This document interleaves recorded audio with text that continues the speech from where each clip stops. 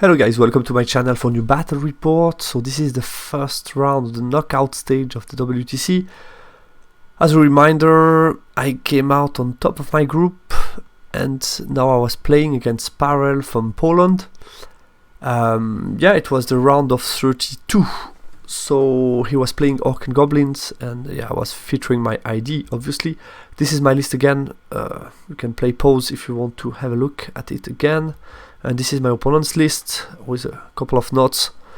You know I like to do this kind of homeworks before game when I have the time to do it. And I did it just to remind again what does his list in all the details. I think here it's interesting to point out that the list is around four big blocks that are scoring. Goblin that are disposable, so to say, because Relentless Company double mat kit can be used as chaff. It's actually the single chaffing possibility of his list, because the rest are 3 units that like to impact, that like to win combat, and that are quite expensive. And then the rest of the list are 4 characters. We have 2 mobile guys. One guy is the Warlord on a Warbow with a 1-up rollable and the Omen of Apocalypse. He's not the general, meaning he will like to play far away from the rest of the army, or he will play quite often far away from the rest of the army. Then we have General and BSB that are 2 very solid guys that are going to go into the Iron Orc to play on the bodyguard rule. They are very hard to remove, so you are not likely to lose both in one turn. So you're likely to be able to go forward with this unit. And it's also important because if you don't have that many chaff pieces within the list, you need some unit that can take charges, because if you don't, then you cannot go forward. And then the last piece, combat piece, is an Orc Shaman of Shamanism again, so he has double Shamanism with Basalt Infusion on the Bow Chariot. So here worth noticing that he has 2 Ward Save Against Fire, 1 time Basalt, 1 time Dragonfire Gem, which is kind of annoying for me because I have Kalim Titan, Great Bull of Shamut. I have also Kalim Chariot, so quite a lot of flaming attack that will be a bit annoyed by these pieces, especially since they are quite likely to act on the flank and as a support pieces. So I need to be careful not being, for example, tied down in a challenge for the Great Bull, for example. And then he has 4 War Machines, 2 Catapults, 2 Skewer. They are at the moment really cheap, so why not take them? Totally agree with that. I think they are great pieces to reduce a little bit the numbers and especially target big monsters like I have. So this type of list wasn't too expected for me in a single mod tournament. You expect maybe a bit more of aggro list, MSU type of list with a lot of monsters and stuff, a bit less of this kind of list, a bit blocky and very strong on scenarios, secondary objective that need some board control. So that was a little bit like anti-meta type of list for me. At least that's what I expected. We played Counter Trust and Spoil of War on the map A2, and I led that for you because I thought it quite interesting. When I made the preparation for this game, I came up with 2 different approaches, because if after you will have a look at the map, but on one part of the board we have 2 impassable and a hill, and on the other part of the board we have nothing really. But at the same time, the part with nothing, it's the best one, considering the position of the Spoil of War at the beginning of the battle. So I consider 2 approach. The first one is if I'm able to drop, so if I have the bad part of the map, so to say, and in this case the Great Bull of Shamut would be able to use the ward save. It could be interesting. And the other deployment, counter drop with the best part of the board but no impassable and stuff, the bull will be likely to really move forward and will need to be aggressive against the war machine and remove them as soon as possible, at least in one part of the board, to be able to have some safe zone. In this simulation I decided to pick Pentagram. In this case here I went with second spell selection because I wasn't able to pick the side, meaning I was able to drop the first turn. And then Witchcraft, Twisted Effigy and Raven Swing, obviously. And his spell selection, he went with Break the Spirit, Totemic Summon, Awaken the Beast, Hereditary, I think quite strong spell selection, and then a Swarm of Insect and Savage Fury. I think I would have possibly switched Frenzy for Chilling if I was him, because yeah, I think -1 on the shoot and possibly on the magic could help him at some point, because Bastion can be annoying with Strength 5. So matchup analysis, in my view, yeah, I need to reduce this kind of blocks. They are not max size block, but still pretty strong, so I will need some shooting before I go into CC, because yeah, to kill 26 Feral, 22 Iron Orc with I don't have that many combat power. I have the Anointed block that is quite strong in this matchup, but for example Bastion, yeah, I can take a charge, but after I'm only strength 3 in combat, so I need some support. And as you know, because of 4 armor machines and ward save against fire on 2 character, it could be kind of hard to get my counter charge pieces into action. Low leadership, he has only leadership 8 as a general, could be an issue. Frenzy check for the savages, 8 maximize rollable can be annoying, and also the goblin for steadfast check. For example, if I get a fear causing model in contact with the gobos in contact, let only a chariot for example, it can be annoying for him, because 7 rollable, you can fail that any turn, and then if it's the bad turn, I can get some 360 free pivot end of combat before my turn, which is one of the worst situations in the game, I guess. Potentially he has only 1 chaff unit, he has only 4 units, so it's quite a tiny list, but blocky and solid list. I need to watch what he can do, and especially the chaff. Where can the goblin with 15 March Relentless go? And at the same time I need to threaten the flank, because I have, I think one of my key strengths in this matchup is the fact that I have more threat than him. I'm not that fast. The only fast PC is the Great Bull, and in this case he will need to be somehow hidden, so he cannot really exploit the space in the flank. But at the same time I have Ravenswing, and that can make a slow model like I don't know, a Chariot or the Kadim Titan being a bit more fast with a 12-inch fly move out of arc. So that could be definitely a tool in this game, or threat for my opponent. Spoil and Counter Trust, obviously you will see the map, but this kind of configuration you are very happy to drop if you can. Because of Counter Trust, you see the first 3 drop of your opponent. When you saw my opponent's list, he has a lot of things in the list, so he will need to give me some indication. So if I can drop, I would be really happy. I can't beat the Warlord in CC. Definitely I have no tool to fight him, so I need to give him choice. It's always the same. If you get a very strong unit in your opponent's list, or a character that you cannot deal with, you need to give him choice. He can't be everywhere. So if he's in a bad spot, or spending too much time in some area of the game that don't matter that much, then it could be good for me, because then I can operate more freely with the rest of my army. I guess my game plan, somehow try to open the game with an early Madgid release, some Frenzy bait. I could also use my vassals to open the game with some movement that force him to act or be chaffed on the next turn. And then I need to reduce the number somehow. If I want to engage the Savage or the Iron Orc, I knew that I needed some to reduce a little bit, and after that, or get some very good combo charges.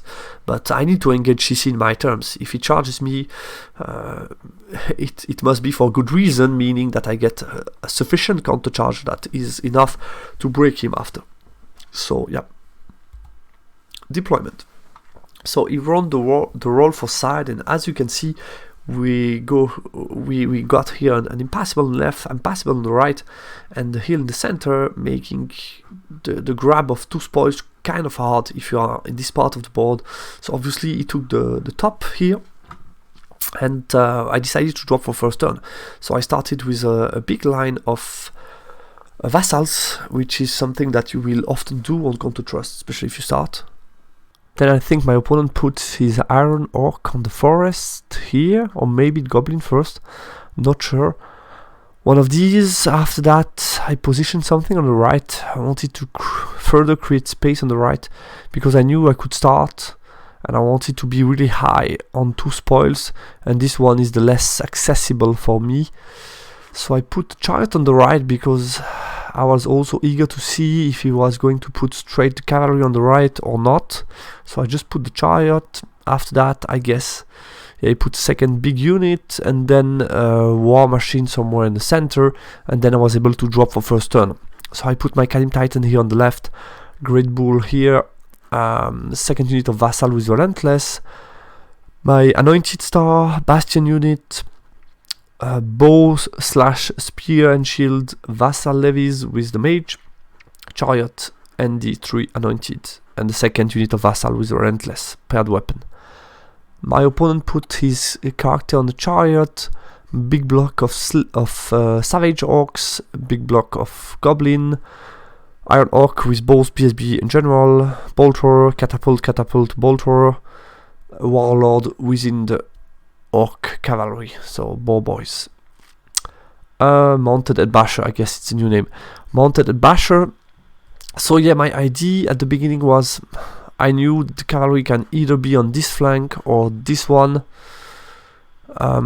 He decided to go in between somehow and be quite defensive regarding the central token, which was kind of unexpected. I expected him to be very strong on one half of the table and be kind of more compact. Here the cavalry was pretty far in comparison to the rest, which could be a risk. I mean, it's not only the Warlord is fearless, meaning you are sensitive to panic check, so that's a risk, but at the same time I think his idea was to zone both the right token and the central one with the cavalry on the right.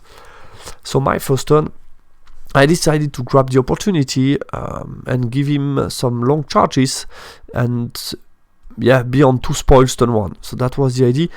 So my big line, I just relentless them to be on the token, and here on the right I march forward with the Tauric Anointed to be also on the token, making sure that he has no overrun here on the right. And my idea is quite simple here. I guess it was 8 Swift Ride to contact them. Is likely to charge them because overrun are quite interesting. So obviously if he charge here, I'm going to flee. It's kind of a bait. Then he has a redirect on a 9 with no reroll, and he can charge them on a 10 Swift Ride. So that was a little bit the idea. Obviously if he contact here, it's not ideal. If he fails, I can move away with the token. If he decide not to charge, then he can just march here. I can go away with that one. So that was a little bit the choice I wanted to give him early on. The bull obviously decided to go on the left, so with both catapult being here and the bolter, I had a safe spot here, but still able to target with some spell the savage on the left. I was a bit surprised to see the savage on the far left, but I guess he wanted to be strong on this left token. In the magic phase, I started by casting a Twisted Effigy on the right catapult. My opponent dispelled it, then I was able to get a Raven's Wing off on the chariot and march 12 here out of arc of the cavalry, just to start to threaten a little bit the war machines, also his flank, depending what he does. That could also give him some further choices to make. Here there was a little bit traffic jam between the chariot and the Anointed, because the Anointed needed to wheel past, and then it blocked a little bit the chariot. So I wasn't too happy about the right side early on. Haste on 1, he did what I told you, charged the big line, I fled, and then he redirect, passes the check, but failed the 10 Swift Ride here.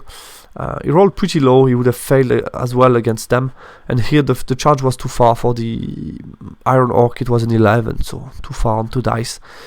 And here, yeah, I was also a little bit disappointed not having pushed slightly forward with the Vassal, just to threaten the flank in case he wants to go on the token, force him to use the Relentless. Actually, he was able to do 8 straight. He's kind of blocked against Impassable, and also that's his only unit that can really march forward and block me, and now it's going to get the token. So I think that was good for me, that he decided to grab it with this unit rather than the Savage, for example. Yeah, and the Iron Orc didn't move much. In the magic phase, he cast Break the Spirit on my Anointed to avoid me getting rollable charge, but yeah, I guess here it's still pretty long, but it scared him a little bit that I could go in 1-1 situation with no counter charge against them, I guess. And here I can go against the flank, but then I'm exposed against the 2 blocks, so that's not an option. I let Break the Spirit in, but I dispelled Totemic Summon, and then he got as well Swarm of Insect, did 3 wounds to me, but luckily I saved all of them with 5 up, so quite lucky. But then he compensated that with a very good shooting phase. 2 Bolt Thrower hit me on 5 up because of the soft cover of the Bastion, but still hit 2 time, wound 2 time on 3+, and did a total of 3 wounds on the Bastion. Then he got also 1 normal shot and 1 indirect with Catapult, did another wound to the Bastion and some wounds to the unit, so definitely not bad as a shooting phase. My turn 2. Yeah, I decided to continue my play, meaning focusing on the Spoil of War and see what I can do.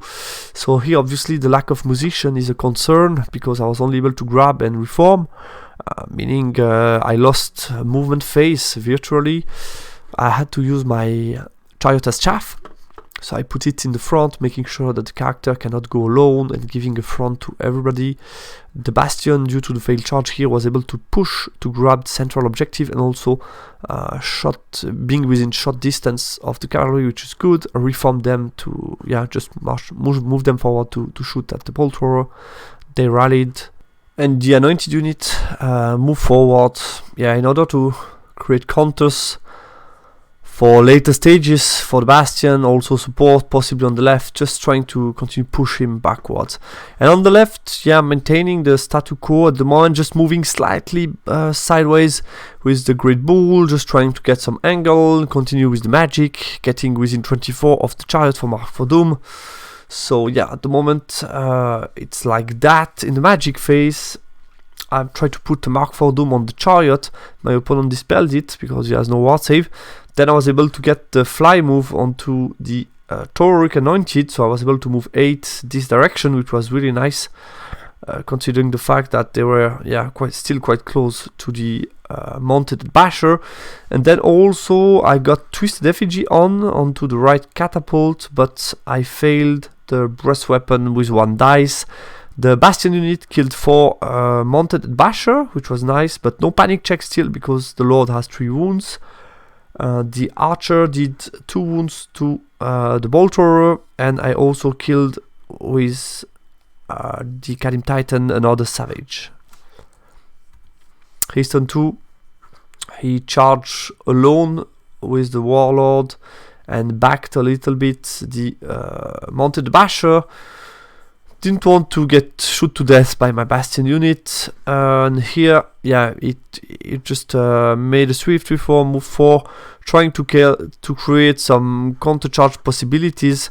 He also took a charge with the Iron Orcs against my vassals, who fled not that far but fled enough, and then he redirect onto my Bastion unit on the 6/6, failed, and then I was able to stand and shoot, and I killed 3 with stand and shoot, which was really nice on 6+ to hit. So I was quite happy to kill some Iron Orcs on the process. And he just moved them accordingly, in order, if I charge them, he can counter charge easily. If I charge here, he can counter charge. And it's also worth noticing that with the positioning of the vassal that were pretty high, even with fleeing, I still will be within 8 of them, which is nice because it forced him to release the Mad Kids. In the magic phase, he got Swarm of Insect and did 2 wounds to my Kadim Titan. Then he got Break the Spirit against my Anointed. I had choice to make. It's between Totemic Summon, can be very annoying to stop them in the process of getting away. I consider the fact that, do I really need to charge with them at the moment? I have 1 and 2 spoils in my grasp. Obviously it's not over yet because he will be able to follow me with this guy, but I have some vassals to slow him down, so I was feeling okay at the moment with not going into combat, not take any unnecessary risk at the moment. So I let Break the Spirit in, and then I dispel. I think he tried the big summon because he had not a lot of dice left, and it just failed that cast. So I was left with my dice, but that's it. Mad Git did nothing. 1 went through, did nothing to my Anointed. The other one stopped just a couple of inches before. yeah, Bolt Thrower again hits 2 times on my Bastion unit, caused another wound to my Bastion. Second one didn't wound, and he killed another 2 Iron Warrior, Infernal Warrior on the way.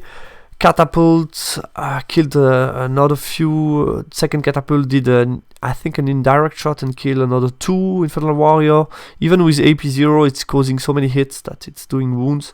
And here I didn't even had the chance to strike. It just killed me outright with the Omen of Apocalypse.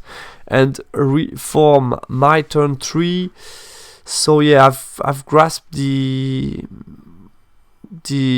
secondary spoil here. And yeah, I considered several options. I could move slightly. You see, my position was here, and the fact I was pretty close to them. If I move back with a Warcry, it could declare 3 charge against me. And I thought, let's try to move this side. So I made a swift reform and move on the wall. In this case, I have distracting against them. He can come alone with him. We'll see what he does. And I have some counter charge set up in case he comes alone. I also have the Anointed back on the hill that can see an angle. So if he comes with everybody, I will have a counter charge possibility with them. So that was a little bit my thought process. And obviously I will try to fly them to safety.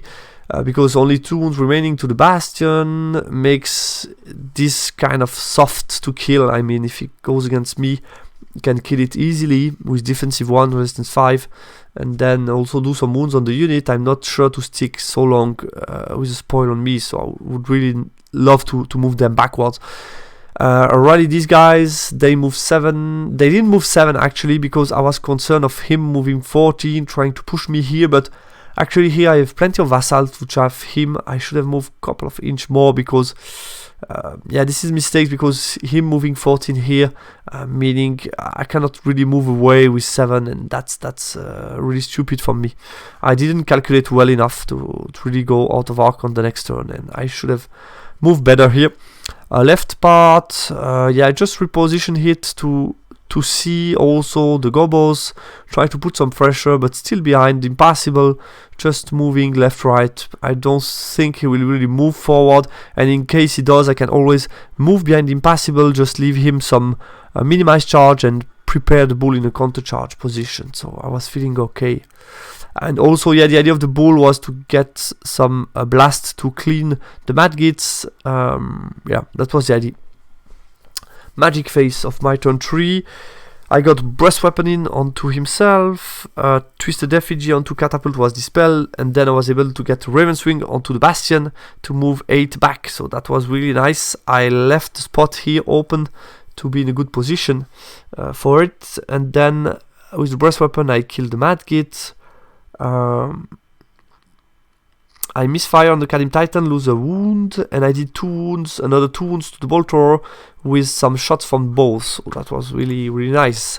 His turn 3, he pushes here like I told you. Didn't move much with them, was scared of me shooting at him and causing a panic check on an 8 with no reroll. Wasn't too eager to give me some free points. And here he stayed also quite in position. There was 1 Mad Gift left moving in front of me. Here moved slightly forward. And that was it in magic phase. He got again break the spirit onto me. I wasn't too interested into charging in this trap because I couldn't chaff him, charge and have enough phase of combat. So that was not so interesting for me. Because also of the Madgit, because I would need to move through the Madgit. 2d6 against myself was a bit annoying. I checked the maximization possibility I got, but nothing was sexy enough to risk it, especially considering the fact that I have my 2 token at the moment. So I let again break the spirit, totemic summon dispelled or failed. Catapult did 1 wound to my Infernal Warrior, but nothing on the Bastion, luckily for me. And the rest, nothing with shooting this turn, so that was a bit better for me. And yeah, that's it. Let's move on to my turn 4. So I moved 7 with them forward. Couldn't do much better than that, so I will really need to force Raven's Wing through. No other option here. And here I made some nice trick. The fact of him moving forward left me with the opportunity to frenzy bait him, and if he charges me, it will be a minimize and one guy corner to my Kadim Titan, meaning he will have only 3 attack against my guy. I have a stomp and a couple of attacks, so I put myself within 12 of BSB, within range of general, and basically if he fails the 8 maximize rollable, he will need to charge me, and I can counter charge with the Great Bull, which is a good opportunity to take some points. Obviously there is a chariot in the back, but I think considering the position of the chariot and the side of the board, he will not be able to get a flank charge onto my bull, so I can give him a front and stick long enough to wait for him to come against me. And I think due to the fact that I have divine attack, the 3-up ward save against fire still okay-ish in a fight. Obviously I would prefer to charge him than him charging me, but yeah, I had this option which was, I guess, not bad, just to trap him with the frenzy. Also, why I did that is due to the fact that I cannot really rely on getting the Raven Swing through, meaning scenario wise he has one, I have one. At some point I will possibly need to go against them, and I need also to take some points, because at the moment, yeah, I've lost half Bastion, a Chariot, a couple of wounds here, so I know I'm going to lose some more points, so I need to get possibly some points in case I fail the Raven Swing here and I lost them. Yeah, I will need to find a solution to win on points, because it will be most likely hard to get the second token here. So that was the idea. In the magic phase, I got breast weapon in, I put it on the Kadim Titan. The idea was, if he fails the frenzy, charge me, it's better, yeah, it just helps me to win combat, not to lose, just to avoid, because the risk is, obviously, he crushes me, I crumble, and then it overrun onto my bull, and it could be problematic, so let's try to avoid the scenario. So I get breast weapon onto Kadim Titan, then I got 5 dice against 5 dice, Raven Swing onto them. Yeah, I was ready to blow up the little mage if needed, and I got that through. Very nice roll, so I go 12 this direction, and this is really key for me to save the scenario and to try to win it. So I was really happy to get that off. The arcs shoot at the Baltor, do the remaining wounds, so one wound remaining, I was able to kill it, so that was really nice. And I kill also Madgit with the Bastion unit, but that's 0 point, obviously. He's turn 4, he passes the frenzy check on the left, moves backwards to avoid another frenzy check on the next turn. Here he marches forward. I made here a small mistake. I put an extra movement with the attribute on them. I should have put -2 in the march against him. Would have been better, so yeah, that was a small mistake. And then, what else? Here stayed in same position. I think he was probably confident to get me and therefore to win on points, so no need also for him to risk. It was very interesting because it was a completely different, most likely view. Me being, trying to really play for the scenario and playing on the fact that I have 2 spoils, try to defend them, and him chasing me and thinking he's a bit, most likely I think he's a bit, has a bit taken more point than me, and is likely to take some more because of the 3 war machines, and therefore if he can just get that one, he can win on the points. So that was really interesting to see how both of us were patient, because both of us were confident in our chances to either tie the scenario for him or for me to win the scenario. So that was funny. I just moved them, decided to try to move, but I think it has much to do with them. I wanted to stay away from the range of the Bastion in case I want to shoot. Maybe could have just tried to be aggressive, take a position here somewhere, but just, again, I can move 9, try to take that as distracting and shoot at him, and that was the thing that scared him, I guess. And the left moved the chariot a little bit forward, and that was it. The magic phase, he cast another swarm of insects, did 1 wound to my Kadim Titan, break the spirit against the anointed. Again, not ready to charge now, so I let that in. Totemic summon failed. The catapult got 1 partial hit and did nothing onto them. So again, funny, typically shooting 2 very good first turn of shooting with the war machines, and now 2 turn with nothing. So that's typically what shooting can do. Sometimes a lot, sometimes nothing. So that was good for me. No combat, my turn 5.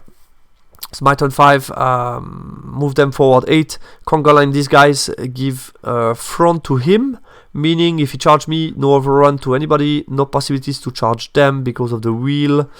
So that was good for me, and also I calculate what he can do, and I decided turn around Bastion, move 3, try to be able to hide between the hill, behind the hill if needed, move them backwards, and here, yeah, I considered 2 options. First one was keeping this minimization ID with the bull behind. I think that was the best option, and what I did instead was move 7, give him no charge option at all, but then I give some options for the catapult.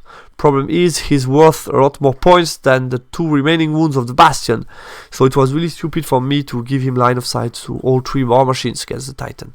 Should have stayed behind and continued to play this minimization game. I was feeling okay, so yeah, really stupid for me. Big mistakes here, and here I turn around them just to offer some counter charge option if possible. BSB is close enough to give some reroll leadership given by them, so that was all the tricks that I needed to keep in mind with the new Infernal Dwarves rule. Magic phase, I try a Mark for Doom onto the chariot, this failed. Then I try Twisted Effigy onto War Machine, fail. Then I try to do small Raven Swing onto them, or the Bastion even, but he dispelled that, and at least I'm able to get +1 ward save onto the Kalim Titan, so at least that was something. And with shooting I didn't do much. He's turn 5, he pushes forward, he tried to charge actually. I think they charged them, I flee, obviously to safety, and he didn't redirect. I think that was it for charges, or the Iron Orc, I don't remember which one, but he tried a charge, that was the only possible charge, because the rest was out, so yeah, I fled. He pushes forward here, charges my Conga, move them forward to press me for turn 6, so this will be very interesting. End of the game. Magic phase, I'm binding Scroll Totemic Summon. He got 2/2 for Swarm of Insect, so that was sad because yeah, it's miscast 1. Then Break the Spirit against my Anointed went in because yeah, don't plan to charge them. And he tried to put Frenzy onto my Great Bull, but I dispelled that. And yeah, I got punished for my mistake. Bolt Thrower roll like hit on 5 up, wounds on 4 up, ward save 4 up, all failed, and he did max wounds, so just kill me outright. Then the catapult missed me or did some indirect, but didn't kill the Bastion. But here I lose a good chunk of point, and I need to be careful because if he gets more than 900 point difference in his favor, he still wins it despite me having the scenario. So I need to be careful, and that's why that was really a stupid mistake here. Close combat, he killed only 2 of me. I have a standard, he has a charge. It's a 7 rerollable. I pass it, but I fail the 7 rerollable to reform to be steadfast. So that's a bit annoying, but yeah, you can pass all of them, I guess. My turn 6. So here we're still in combat. I just repositioned them to avoid them charging here and getting some overrun. And here I did a trick. I used the BSB to be within this unit because I didn't expect my column to hold another turn against him, meaning he can be free and then charge me, and I cannot flee because of the scenario. So I decided I put the BSB within. BSB can survive 1 round of challenge against the Omen. I'm bodyguard, I should be fine. So that was the idea. If he charge me, I'm bodyguard, I will take the challenge. Just needed to avoid them also be able to charge me. So yeah, the spear guy should be fine. I'm within range, rerollable steadfast, should be okay. The rest move out of arc. I try a million possibilities with the Bastion to move behind the hill, but it wasn't possible unfortunately for me. I rallied them that way, and yeah, the bull just moved a little bit to be out of range, but within 24 of Mark for Doom. Magic phase, Twisted Effigy onto right catapult got dispelled. Mark for Doom failed against the chariot, but then I was able to get a fly move with my Bastion behind the hill, which was really nice. Here I lost 4 guys past 5 rollable with the unit, failed to reform, but that was really nice because he's stuck for his last turn. His turn 6, he charges onto my spear guy. Here it's in combat. Here just move forward, the mage is here. Magic phase, He did the Swarm of Insect onto my bull, did 2 wounds. Hereditary onto my spear guy, dispelled. Break the Spirit was cast onto them. Shooting against my BSB. Yeah, obviously that was the opening for him, getting some shots against the 4+ regen BSB. I knew that was a risk, but I could afford it, and luckily for me, he wasn't able to do anything to me. Close combat, here to my surprise, I won. He did total of 3 wounds to me. I attack first because of the spear, agility 5, so I go first. I kill 1 with the stand and shoot, I guess. And then I kill another 2 in close combat. He strike back, did 3 wounds to me total. So he had the charge, +1 wound, standard, and I still had 3 ranks. He lost by 1. It's a 7, no reroll, failed, but I didn't catch him, so that was nice for me. And here he made me flee this time and catches me. So that was the end of the game. At least I thought at the end to take one 3D nice screenshot, because everything the rest was 2D. I need to keep that in mind to do some more. But yeah, it was really nice to profit from time to time from the 3D. It's really nice looking and much more close to what we do in reality with physical models. So I took half of the Mounted Headbasher, 90 from the Skewer. He took my Kadim Titan, half the Bastion Vassals from the Warlord, and a Chariot giving us chaff, which meant it was a 12 for him, but I got Spoil of War, meaning I won 11-9. So it was really, really close.